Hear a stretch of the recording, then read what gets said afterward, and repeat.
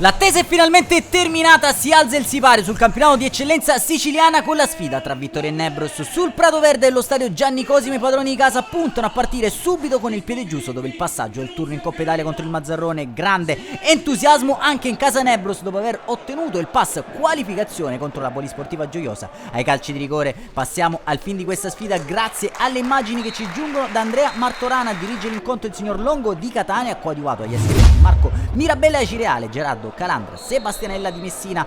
Al quinto corner a 2 sfruttato da Rudy De Vivo, che mastica la conclusione facilitando l'intervento a Morra, che però a pochi passi da Mittica manca lo stop decisivo.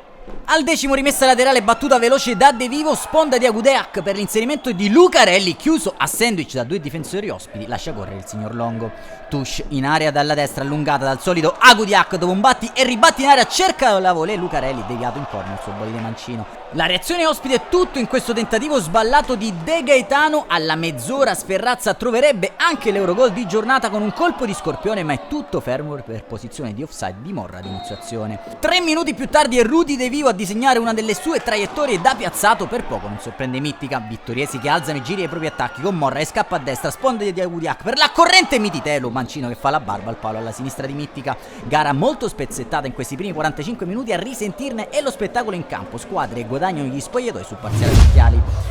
Nella ripresa subito un'occasionissima per i padroni di casa, al rientro in campo Rudy De Vivo a tu per tu con Mittica, si lascia ipnotizzare dall'estremo difensore ospite. Dal corner che ne segue, traiettoria insidiosa di De Vivo, Audiac manca la deviazione sotto porta, ne segue un mischione sulla linea di porta risolto in qualche modo dalla retroguardia ospite.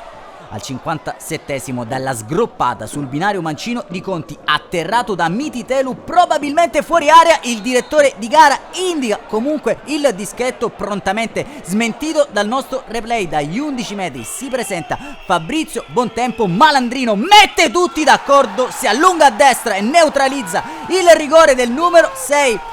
Al 72esimo allora il Vittoria mette la freccia, contropiede ben orchestrato ai biancorossi con De Vivo che manda in corsia Di Giacomo, cross in aria deviato da Bontempo che va a gonfiare la propria rete, esplode il Gianni Cosimo di Vittoria, un esordio come meglio non poteva immaginare per Di Giacomo. Il Vittoria è avanti e a 5 dal termine anche Cannarozzi cerca gloria personale con un destro dalla distanza largo di un paio di metri.